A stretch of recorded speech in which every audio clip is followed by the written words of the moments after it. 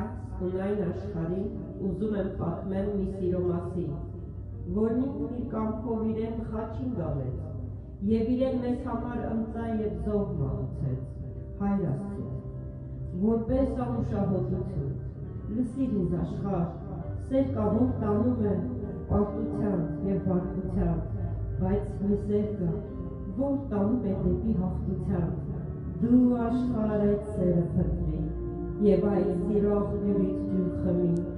որպեսզի ճշմարտությունը քո մեջ այդ սիրո միջոցով բնակվի, եւ դու աշխարհ այդ սիրո մեջ արմատացի եւ հաստատվի, քանզի նա առած սիրով սիրեց,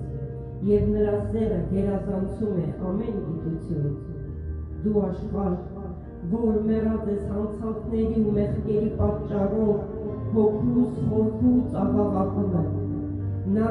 կարմիր ծովը բացեց, քաղաքի պարիսպները քանդեց, 4 օր մեռված մարդուն հարություն տվեց, անդամալուծին քայլեցրեց, չկա ոչինչ անկարելի նրա համար, ես նրա անունը քեզ պիտի հայտնեմ, նրա համար գրված է, սքանչելի խորհրդական, հզոր Աստված, հավիտենության Հայր եւ խաղաղության իշխան, լսիր ինձ աշխարհ, ինձ խենթ ես կանչում եւ մոլորված, թող այդպես լինի, ես ամոթ չեմ համարում նրա համար խելագար լինել, քանզի ես գիտեմ, թե ում եմ հավատում, եւ պիտի նրան ողաբանեմ մինչեւ իմ վերջնալը, լսիր ինձ աշխարհ, նրա սերը փնտրի,